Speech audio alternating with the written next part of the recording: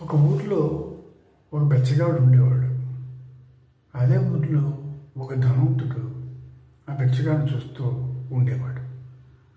ఒకరోజు ఆ బెచ్చగాడితో అన్నాడు, ఎందుకు అన్ని రకాలుగా బాగానే ఉన్నావు కదా, కష్టపడవచ్చు కదా అంటాడు.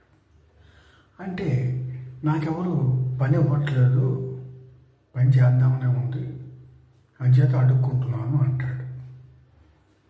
వెంటనే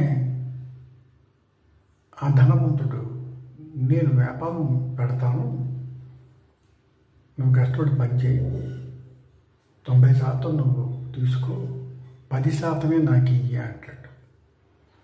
బిచ్చగాడు ఆనందంగా ఒప్పుకుంటాడు. సరే వ్యాపారం పెడతారు, బియ్యం వ్యాపారం. బాగా కష్టపడి సంపాదిస్తాడు. సంపాదించిన తర్వాత పంపకం వచ్చేసరికి ధనవంతుడికి పెట్టుబడి పెట్టిన వాడికి 10% ఇవ్వాలి కదా, అది కూడా ఇవ్వడానికి ఆ బిచ్చగాడికి మనసు ఒప్పదు. కష్టం అంతా నాదే కదా, నేనే పడ్డాను కదా కష్టం, ఈ 10% మాత్రం అతనికి ఎందుకు ఇవ్వాలి అని ఆలోచిస్తాడు. ఆలోచిస్తే ధనవంతుడితోటి అదే అంటాడు, నేను ఎందుకు ఇవ్వాలి నీకు, అంతా నష్టం వచ్చింది, లాభం రాలేదు, నేనేం ఇవ్వలేను అంటాడు. ధనవంతుడు మౌనంగా వెళ్ళిపోతాడు.